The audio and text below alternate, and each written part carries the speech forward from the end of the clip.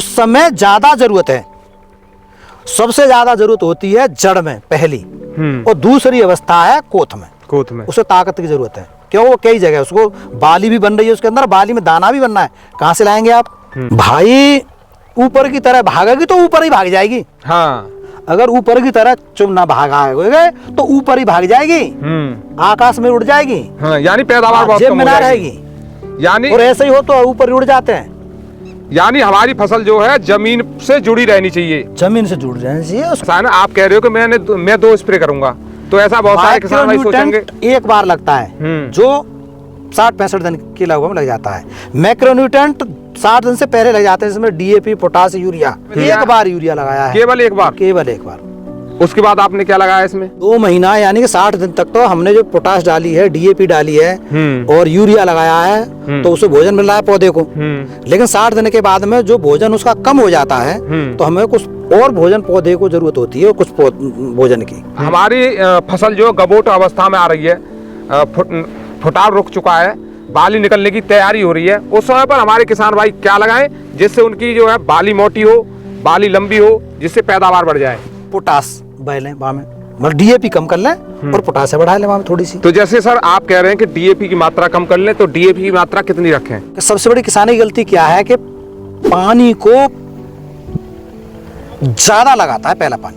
क्या और आती है हमारे किसान भाइयों के सामने, वो कल्ले बढ़ा लेते हैं, फसल की ग्रोथ भी बढ़ा लेते हैं, लेकिन फसल की ग्रोथ और कल्लों की ज्यादा संख्या होने के कारण वो गिर जाती है। नमस्कार किसान भाइयों, देखिए इस समय पर जो है हमारे किसान दूसरा या तीसरा पानी लगा रहे हैं। ज्यादातर किसानों के जो गेहूं हैं 55 या 60 दिन के या 50 दिन के हैं।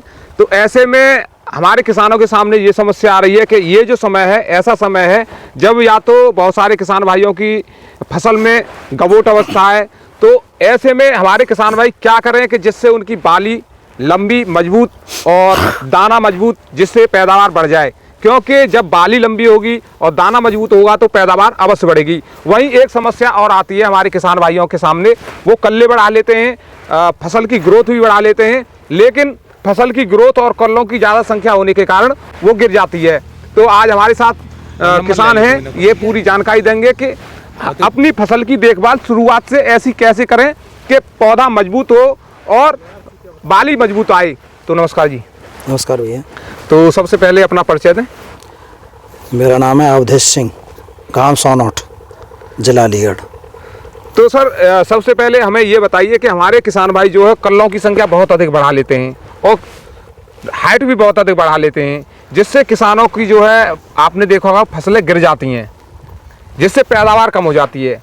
तो हमारे किसान भाई शुरुआत में क्या देखभाल करें, आप कैसे देखभाल करते हैं? जैसे आप बता रहे हो ना कि बहुत बढ़ा लेते हैं, पैदावार कम कर लेते हैं। अब तो 2-4 साल पहले हम उन्हीं किसानों में है, वास्तविकता तो ये है कि उन्हीं किसानों में थे जो हम भी गिरा लेते थे।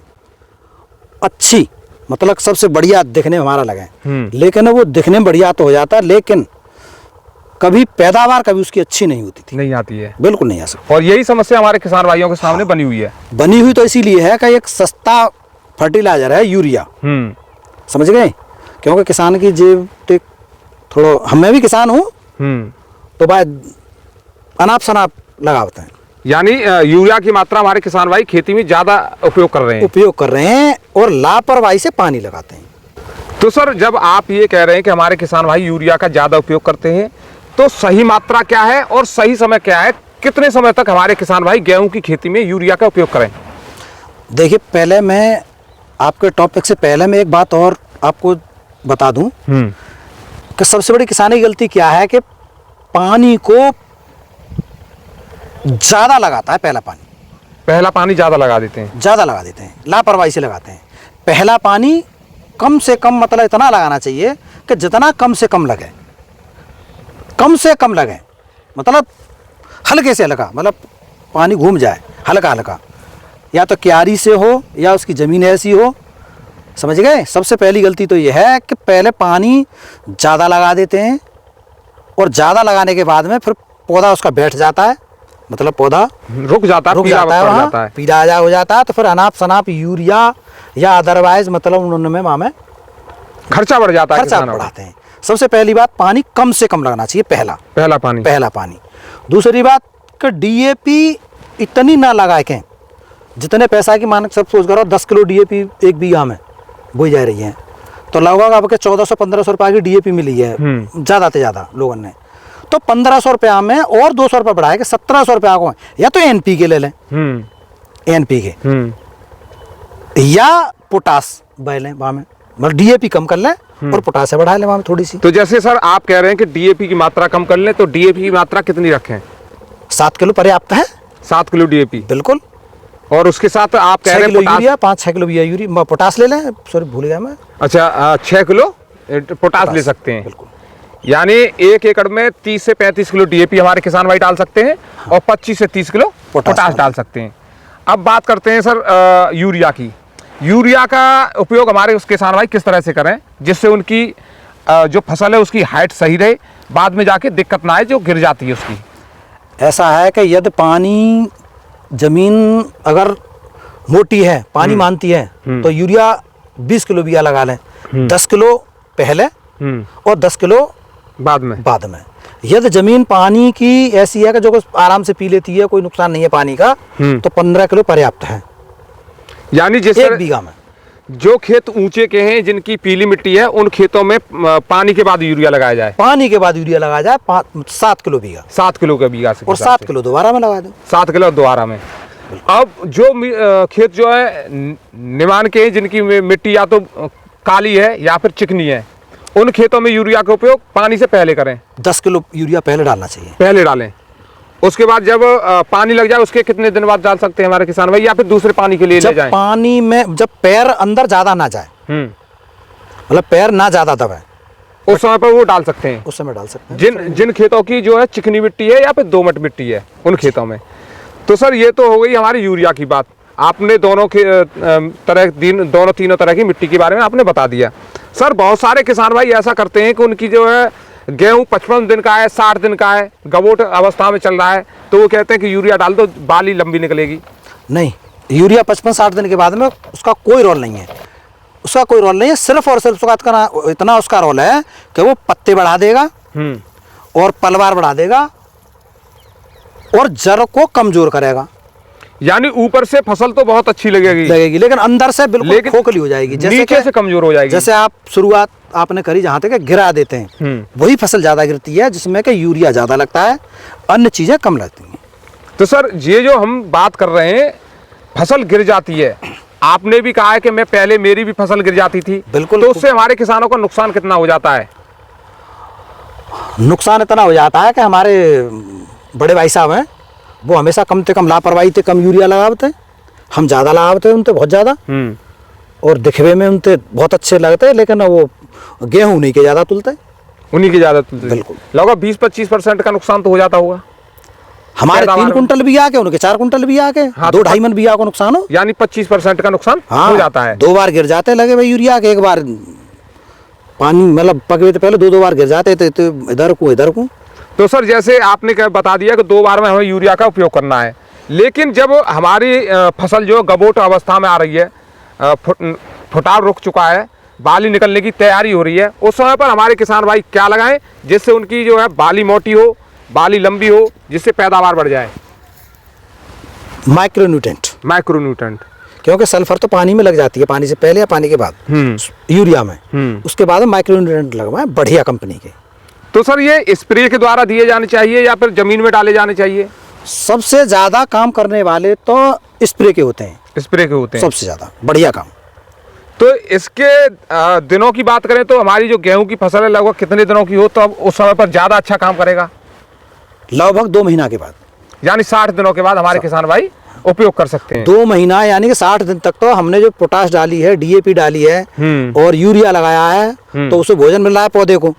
लेकिन 60 दिन के बाद में जो भोजन उसका कम हो जाता है, तो हमें कुछ और भोजन पौधे को जरूरत होती है, कुछ भोजन की। उसके लिए हम माइक्रोन्यूट्रेंट से पूर्ति करें उसकी।